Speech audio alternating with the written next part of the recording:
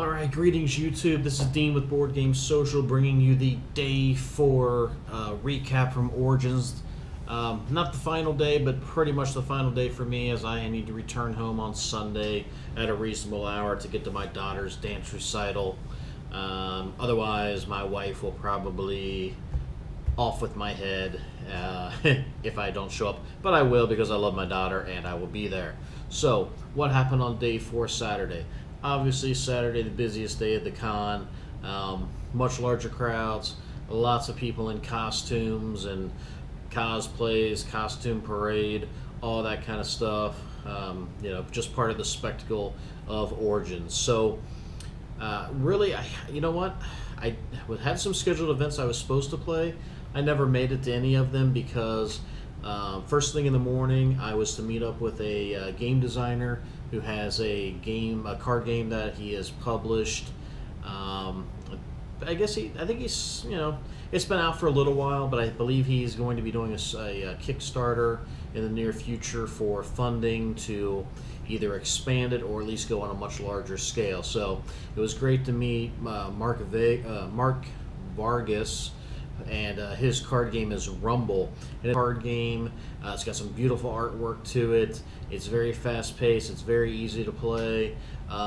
It's one of those games that I can see that if it passes my kid test with my kids, where we take it out to dinner and we can play it while we're waiting for our dinner to get to the to be delivered to the table, that's always a good indicator of whether or not it's going to be something that I would keep in my collection and play on a regular basis, because that's kind of my litmus test for games like that. So great to meet him. He's out of Austin, Texas, and I had the game. I will put a review up of the game, and then I will also have a video for you guys to see somewhere down the road, just kind of introducing you to Mark and letting you get to know him a little bit more on a human, personal basis, so that you can see what his inspiration was behind the game and why he designed it. So we were going to do that today, but he was feeling under the weather, and I want to have him at his best, so not a problem. We'll just reschedule that.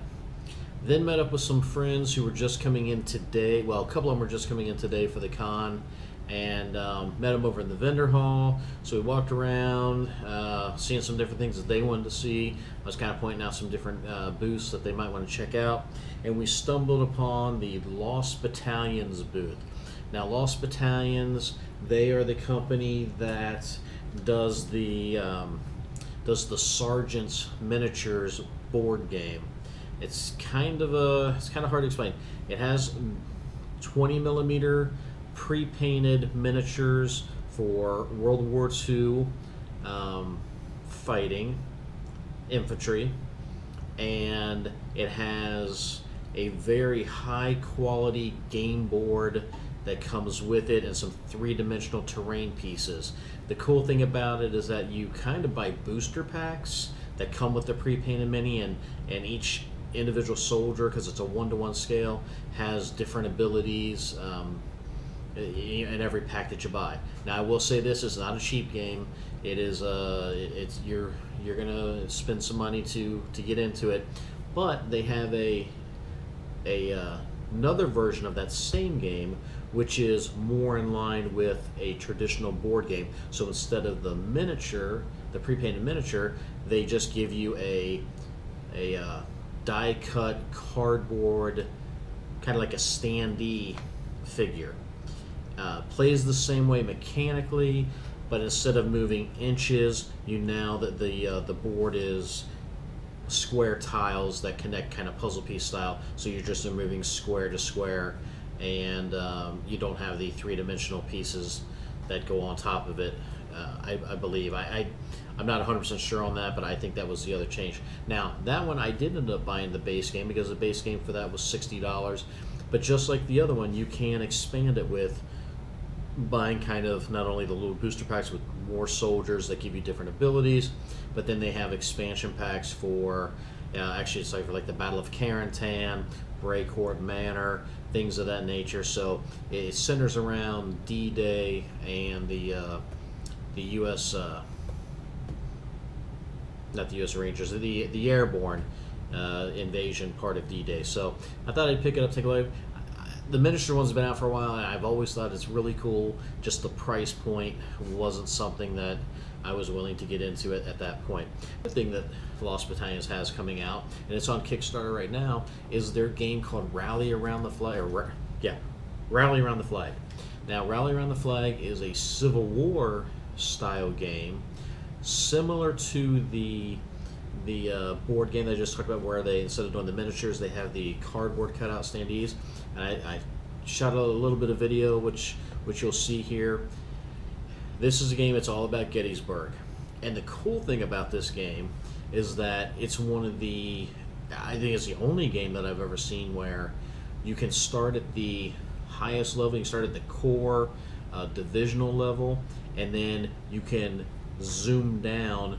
You can zoom down to the brigade level, and then you can zoom down to the regimental level. So you can be playing a much higher scale game, but if you want to focus in on just one aspect of the battlefield, you can zoom that down into the regimental, and then it has the pieces for the regimental.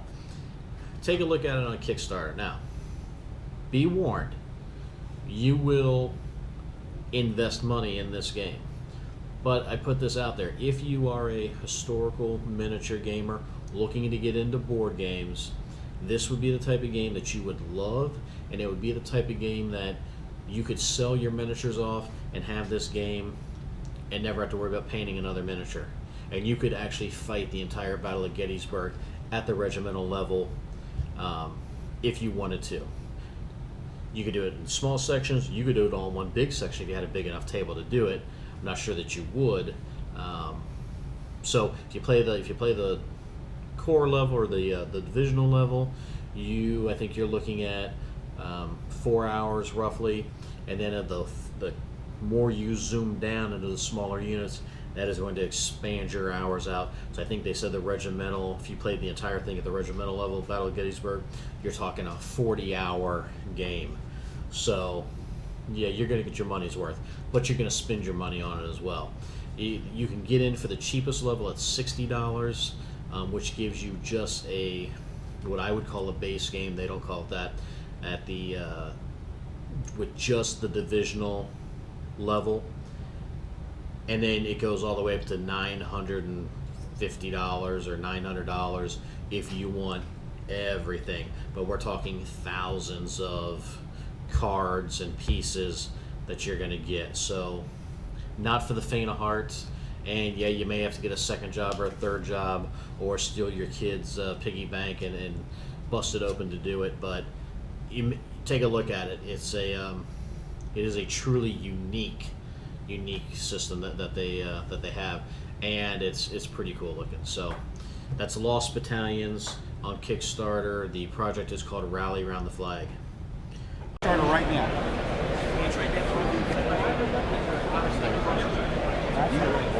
Yeah, we took a year painting it. It was the final game design of Craig Taylor, who did Wood Ships and Iron Man, Air Force, Dauntless, Flat Top, and more than 100 games in his life. We've got it at brigade scale, we've got it at divisional scale, which is a small 2-player, 3-hour game, and we've got it all the way down to regimental scale, where you play it over a 40-hour game, and you zoom into the battles, and each individual stand of brigade becomes 4 to 5 actual regiments of the right regiments in that force with the right colonels and captains, and counts the bullets. Wow. So you can actually resolve it in full movement like you're seeing over there, in full topology, and you can do it with your miniatures if you wanted to.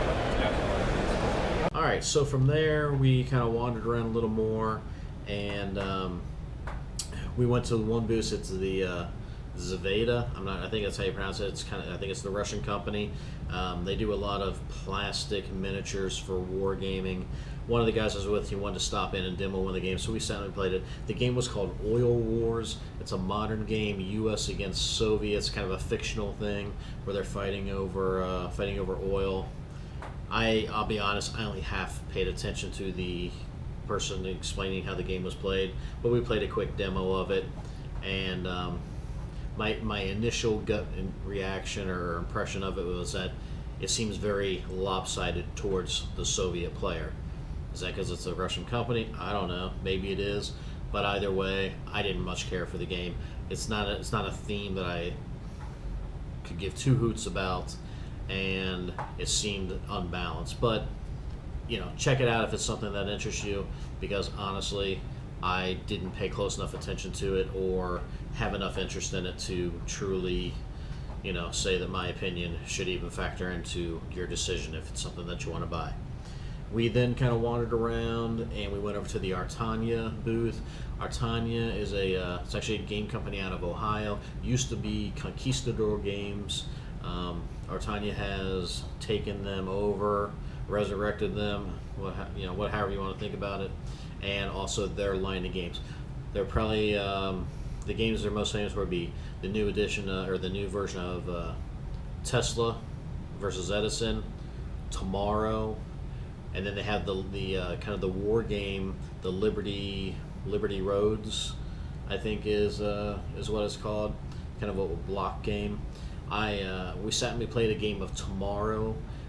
Tomorrow is a game. It's very much a social interaction game where the population of the world has grown too big, and the superpowers have kind of decided that they need to thin out the herd for the good of the common the good of the common people, and they really don't care how they do it. So you're playing cards to either launch biological attacks on other countries, or you are using your military. You can even launch some nukes. Yes, it takes a topic that maybe shouldn't be made light of, but it is something that is kind of a real problem because we are overpopulated, and lets you play it out. So there's a lot of backstabbing in it. There's you can do some deals and break the deals. You can you can try to play as honest and as non-backstabby as you want, but it's a social game that if you get a group of people that like that style of game, I think you'll have a good time doing it, because we had a good time playing it at the booth. We are playing together. It's a semi-cooperative game. When we not all together in 9 rounds reach the goal of bringing this token up to the smiley face and depopulating the world, we all together lose. When we are winning, there could be only one winner. That's the reason for semi-cooperative. And the winner will the person with the most victory point, that will roughly between 12 and 17 victory points. So get 3 victory points is a huge advantage. So 9 rounds. We have 12 event cards. We pick out of these 12 event cards 3 to put it to the side. These will not be in the game. And this is our tracker. I will double check if not, I can't assume. This will be our time tracker. When this deck is running out, the game is over. If we not reach that point, we lose together. So what we are doing on our turn is we take back our 5 action cards, choose wisely 2 actions. Before we are starting right now, I will make a setup a little bit more. Take 2 actions, put it, and this is very important, in the right order you want to play. And on your turn, you flip over the first action, do the action. Maybe if not, there's some interaction going around the table. I explained you can block the biological with espionage. Then everybody else can act. I explained that card also in a second. And then when your next turn comes around, you take your second action if you still have it. That's how it goes. 2 actions, 9 rounds in total, at a max 18 action. The game is over. Artana has a great demo team at this convention. It's probably the best demo team for any of the booths that at least I went to. Nothing against the other ones, but I mean, they were just full of energy, and they, you're laughing and carrying on. So I think combination of the demo team and the game was really, it was a good combination. The main demo guy there, his name was Nils Hertzman. He is actually from Germany, and he is he told me he was big time in Germany on YouTube, does a lot of YouTube videos, board game reviews and stuff like that in German. And then he also has another YouTube show that he does with someone out of Canada, which is in English. I had a chance to sit down after we were done with the game and shoot a separate video interviewing him, a little bit about the Artana games, but more just a showcase of him, because he is a personality. So check out that other video if you want to be entertained, because not only is he entertaining, but we had a really good discussion on the differences between European gamer, German gamers, American gamers, Euro games, what Ameritrash, as he was so adamant to point out, and what is allowed in German games versus what is allowed in American games. Again, a great video. I'm going to put that one up after this one, so if it's not up there yet, just check back. But if you like that kind of discussion and just seeing somebody for who they are, he tells us what his favorite game is, and he gives dirt on what he feels is the absolute worst game of the last year, and why it is in his opinion. So he's not afraid to give his honest opinion about games. So make sure you check it out if it's something you're interested in. Finally, the rest of the day went over to Barley's and had dinner, had some great pierogies and kielbasa, and we just sat around and we talked about gaming and life in general. It was my buddy that I used to game with down in Cincinnati, his son and his girlfriend, and then we met up with another person who my friend is known for a very long time. I've actually gamed with him, but we never really were friends, but we definitely became friends at this con, and that is, his name is John Stanek. John actually designed John wrote rules for miniature gaming many years ago, air games, so jet fighters, World War II. He then produced a board game in 2010. The board game was called Black Cross and Blue Sky, and it is it's a tabletop board game about the Battle of Britain using cutouts of airplanes. I mean, thick cutouts, and they're on little standees. There's a great video on BGG for that game that Marco does, and my understanding is that it's out of print right now, but it may be coming back into print. Another one of those games that, yeah, you're going to spend some money to play it and to purchase it, but you're going to get your money's worth in that process. There's an expansion for it. I think I honestly don't remember what the name of the expansion is, but it is no, hold on one second. I will tell you what that expansion is, because I want you to know. Well, the expansion is called Lost Squadrons, and it focuses on the early part of World War II, France, the Low Countries, and Poland. So if it's something that interests you, check it out. Look it on BGG. Again, it's called Black Cross and Blue Skies, and the designer's name is John F. Stanek, S-T-A-N-O-C-H. I'll put the information down below, give you a link to the BGG page if it's something that you're interested in.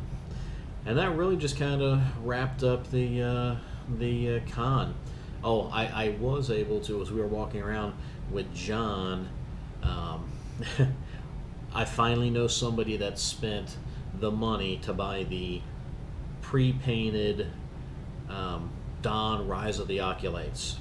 He took one look at it, loved it, loved the minis, loved that they were pre-painted, hand-painted, and the game. And honestly, I don't even think he even read what the game was about, so it was kind of funny. But he bought that game, so I now know somebody that owns it, and hopefully someday I'll get to play it, because I can almost guarantee you I'm not going to spend the money to buy it. You guys, that pretty much wraps up the day 4 of Origins. If you have any questions, any comments, put it down below. And again, if you like these sort of things, I'm going to be at Gen Con. Subscribe to the channel, like us on Facebook, follow us on Twitter, and I can't thank you enough for tuning in and giving me your support. And hopefully I'll see you at a con, or a meetup or a regional con, or wherever, at a church, in your house, who knows where we might find each other. So anyways, enjoy the rest of the night, and if I do anything tomorrow at the con, I'll do a final video. And I'm going to do a final video of my positives and negatives, my pros or cons, however you want to think of it, for Origins 2015, and my final thoughts overall. So there will be one final Origins video coming at you, so please make sure you tune into that. So otherwise, you guys have a great night and take care. Thank you.